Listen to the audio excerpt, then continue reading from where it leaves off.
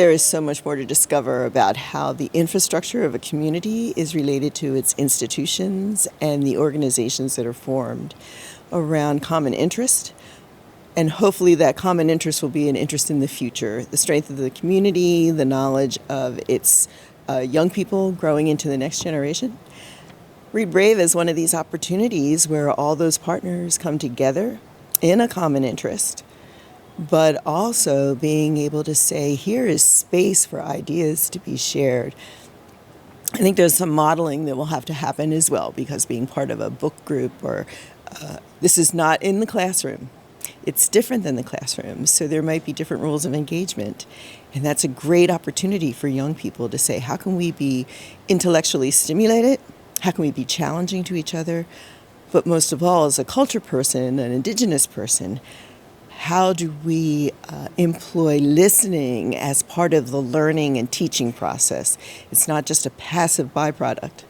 It should be intentional as one of those skills that we need to apply in a learning situation. And I'm so looking forward to these opportunities to see across the city groups of young people in their community learning together by listening as they've been reading and taking those ideas and sharing them. This is an incredible question, because all the work I do in community, whether it's in intentional faith communities or in the social communities where I'm engaged, we're all trying to determine, what does it mean to be transformational? What does it mean to be able to use your strengths to continue to grow and to nurture new leadership, to empower people with their voices?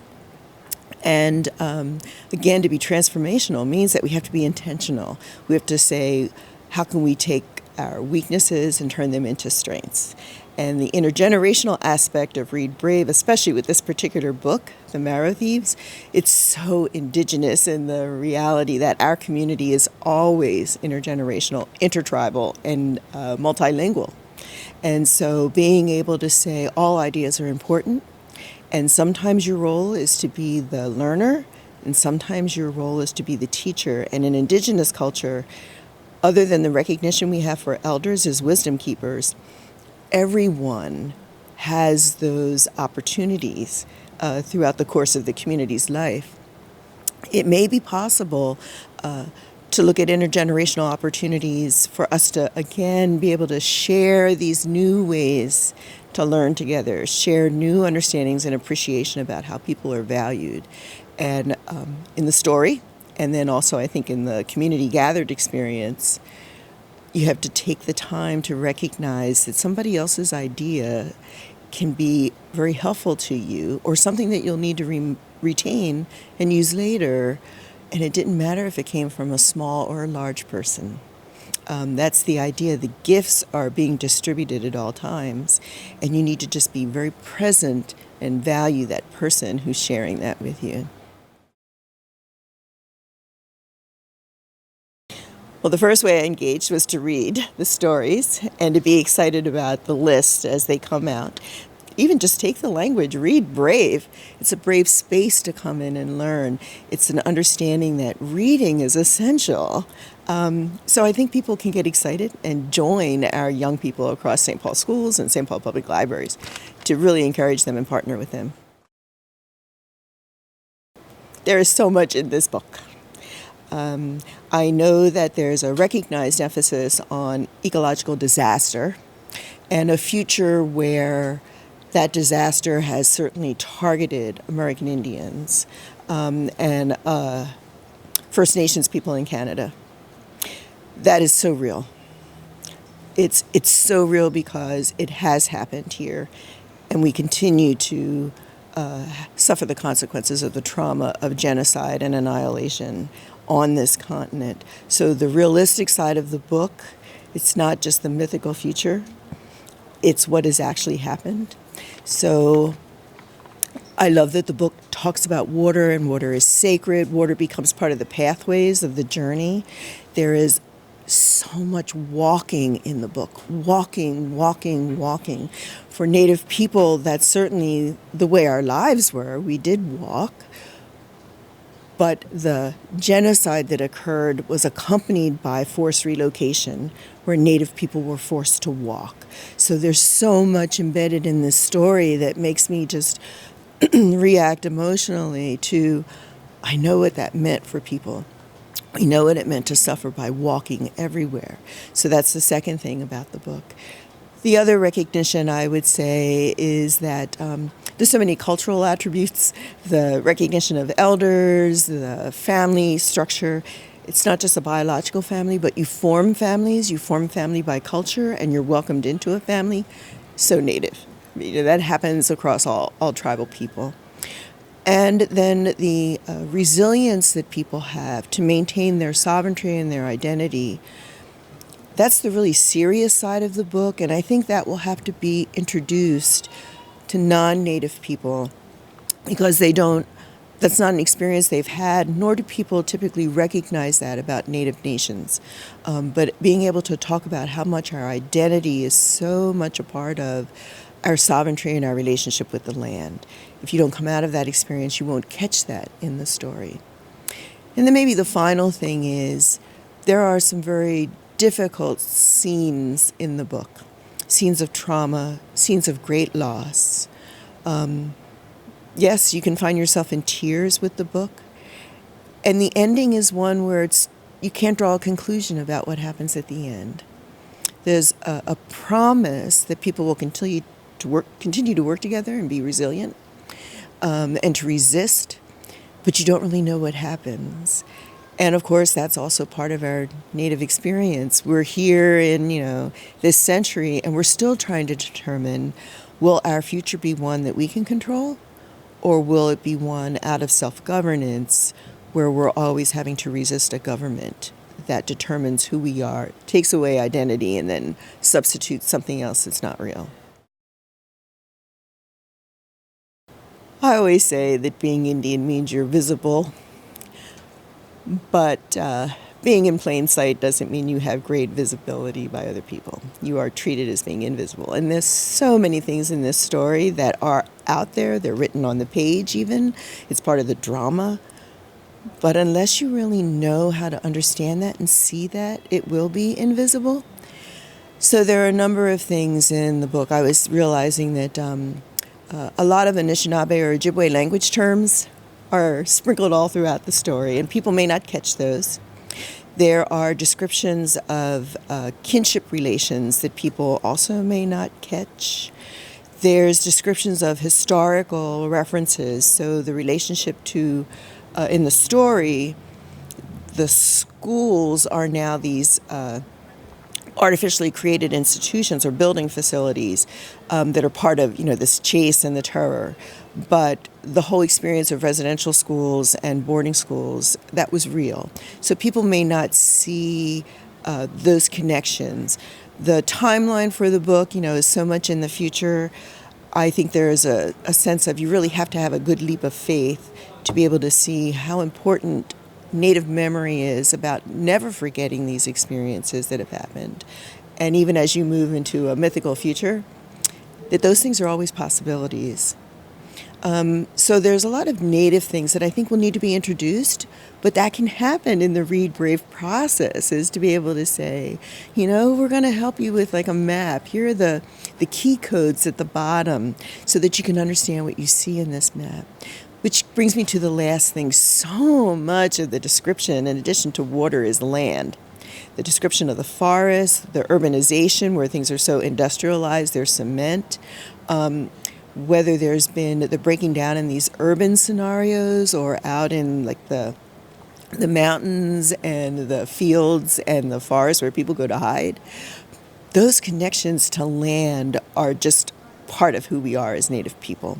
And being able to say, we walked by and we were able to find medicine even in these woods.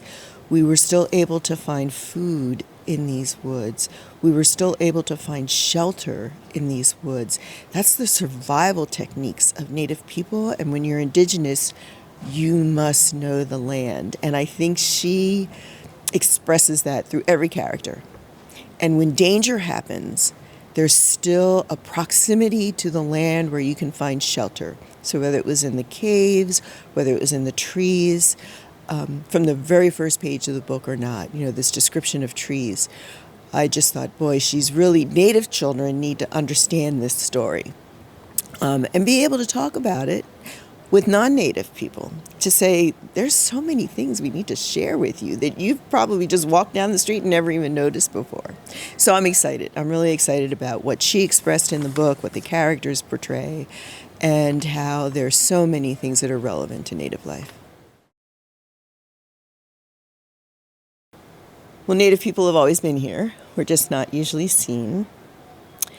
And our tribal communities, even though we're very diverse, more than 500 tribes here. And then if you look at First Nations people, and then Alaska Natives and Native Hawaiians, and then other indigenous people, we have always been present. And some of our spiritual understandings of sacred space, the sacred directions, and a commitment to making decisions for 7 generations out for, the life and well-being of our people, those are voices that often are not heard. I am very hopeful that there will be a time where we won't keep talking about being the first Native person to do something. We've been part of these communities for so long, contributing. And when we're recognized for our leadership, that doesn't mean that we haven't had the community credentialing all along. Those things have already happened. We've already been well respected in our communities. But it's absolutely important for these voices to be recognized, because we are the ones have done the most observing of what it means to be American, what it means to be no longer a homogenous society, to recognize how the differences of people arriving are things that we've had to interpret and respond to for centuries. So I think Native voices are really important because we're contributors, not just recipients. We are not passive participants. We are there making decisions, and this has been our land. So we certainly have a sense of this is home to us.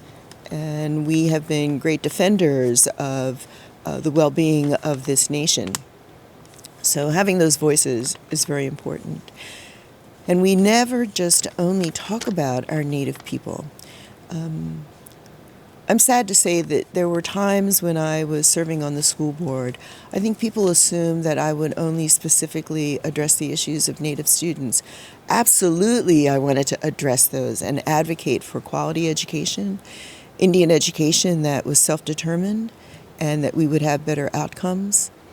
But being Native means that your life experience has always had multiple identities, and I think that the experiences that we bring will always be able to talk about what does it mean to no longer recognize the boundaries that are imposed by society, to be able to say we've had to be very fluid and mobile and adaptive in how we structure our communities and identify ourselves. So in the future, whether it's the library system or schools, public, charter, or private, or tribal schools, how are we really empowering young people with their minds to be able to say, we're ready for the future and we have much to contribute, and we're ready because we've been prepared by the wisdom of our elders and our culture. Well, I certainly connect it right there. And I do think it will be powerful for our Native youth. Walter Soboleff is a Tlingit elder who has passed away now, but he was very instrumental in establishing the Alaska Brotherhood and other large structures in Alaska to benefit people there. And one of the comments he made that I just love, he says, we are people who survived the Ice Age. That's in our family memories of surviving the Ice Age. So we need to tell our children we are intelligent, beautiful, adaptive, creative people. And I think this story will also do that, because the individuals, the characters, especially the youth characters, they're not superheroes. They're not wearing capes. They don't rely on weapons of mass destruction. They don't even rely on conniving and manipulating. There is a great humble honesty about how they are able to survive together, how they can wear cast-off clothing, that they've discovered along the way, and then when it wears out, they have to set that aside and find something else. So in all of their experiences, they are certainly adapting to the dangers and the opportunities that they have in front of them. I think this will be a great message for our Native people who are able to say, right, when I go home, we may not have all the technology in our house. We're not going on big family vacations. We may not even have a car. But in my household, I'm learning about who I am and who my people are. And our histories go back centuries, so we will be here for the future. That's the hope that I want them to be centered on. And that, I think, is the hope that if they share that with their classmates, as they learn the language. That was another thing in the story, how the language was so sacred and precious that they actually would have exercises in remembering words. Well, that's happening now. That's what we're doing with language revitalization. And so you actually can step into that story, even though it's in the future. You can step right into that story and understand exactly what those young people in the book are doing, because it reflects what you may be doing right now in your own life.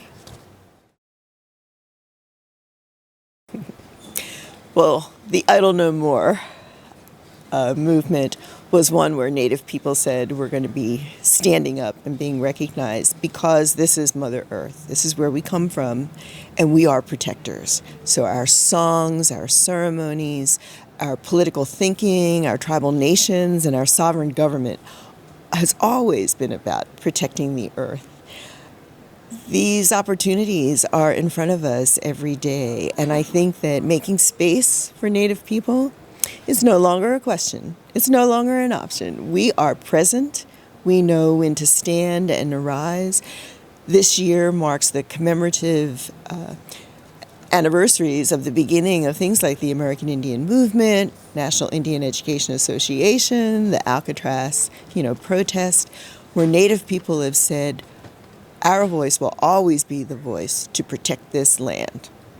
And so matters of ecology shift immediately from just being a corporate conversation and a saving of national dollars to being able to say, let's really talk about saving the land. Let's protect the land. It's not only just the dollars involved, but it's the land itself. It is our home, and we love this Mother Earth. So they're just incredible opportunities of the relevancy of the book and what's happening in the headlines all around this country right now. I do so hope that as a community, we want to be able to provide the opportunity for Native authors to continue to have their materials widely distributed, and that in spite of the Dewey Decimal System that identifies, Native work often under history, always in the past tense, that we're able to say no. Both fiction, nonfiction, scientific endeavors, they're current, and Native authors need to be recognized all throughout our information systems so that not only our young people, but people across this country, especially those who are growing and understanding the world, that they'll see that we are key to making sense and what's relevant about who we are and the impact we have on future generations.